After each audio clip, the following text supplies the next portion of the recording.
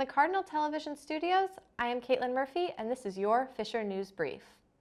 Less than 4 weeks in the White House, President Trump has lost one of his most trusted advisors. National Security Advisor Michael Flynn submitted his resignation Monday night, amid reports that he misled Vice President Mike Pence and other administration officials about communications with the Russian ambassador. The questions won't end with Flynn's departure. Karen Kaifa has the latest from Washington.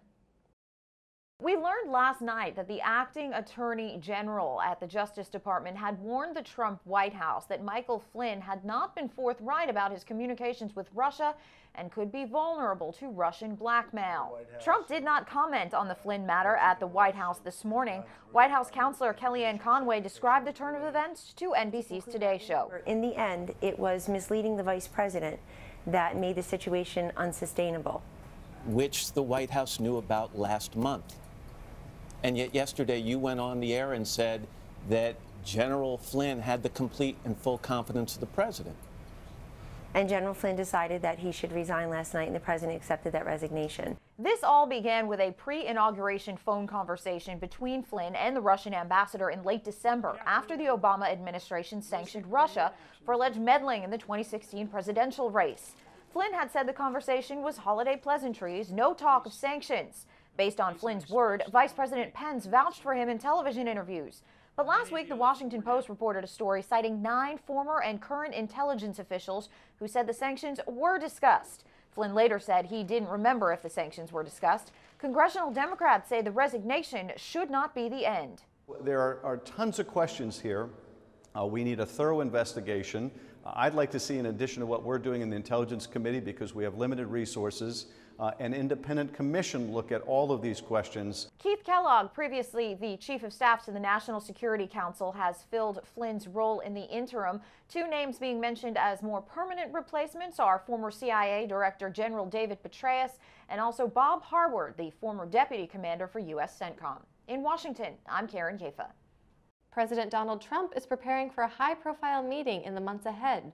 The British Queen is set to welcome the U.S. president, despite a massive public campaign to stop his state visit. More than 1.8 million people signed an online petition calling for Trump's trip to be downgraded from an official state visit to a more informal affair. The petition was rejected by the government, but will still be debated by Parliament next week.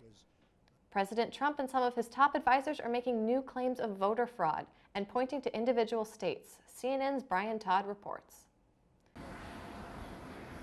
It's a conspiracy theory that President Trump believes, and one of his key advisors was willing to fight over it on national TV. I can tell you that this issue of busing voters into New Hampshire is widely known by anyone who's worked in New Hampshire politics. It's very real. Stephen Miller, the president's senior policy advisor, went on ABC's This Week to repeat President Trump's claim that people were bussed in from Massachusetts to New Hampshire to vote illegally in November's election. That is a scandal. We should stop the presses, and as a country, we should be aghast about the fact that you have people who have no right to vote in this country, registered to vote, canceling out the franchise of lawful citizens of this country. That's the story we should be talking about, and I'm prepared to go on any show, anywhere, anytime, and repeat it and say the President of the United States is correct 100%. Well, you just repeated that. You just made those declarations, but for the record, you have provided zero evidence. Despite never presenting evidence of voter fraud in New Hampshire, Miller got a tweet from his boss saying, "Great job.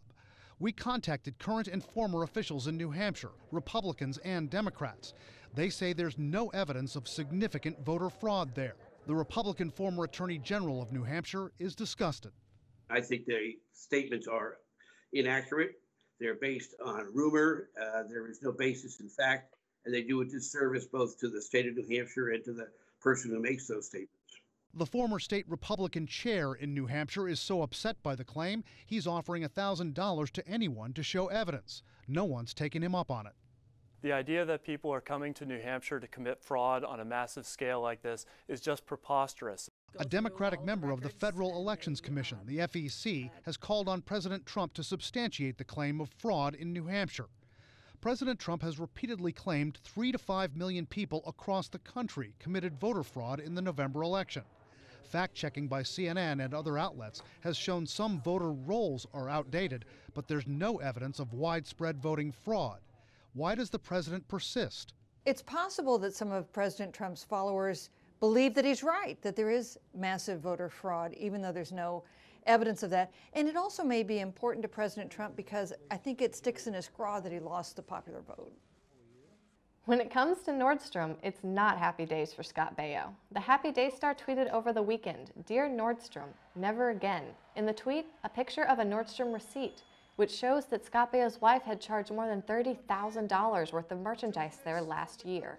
It appears the tweet is a reaction to Nordstrom dropping Ivanka Trump's clothing line, which set off a Twitter tirade by the president against the department store. Baio is a big supporter of the new president. He spoke at the Republican convention, and his Twitter page features a picture of Trump and Baio giving a thumbs up. And that's all of today's headlines. I am Caitlin Murphy for your Fisher News Brief.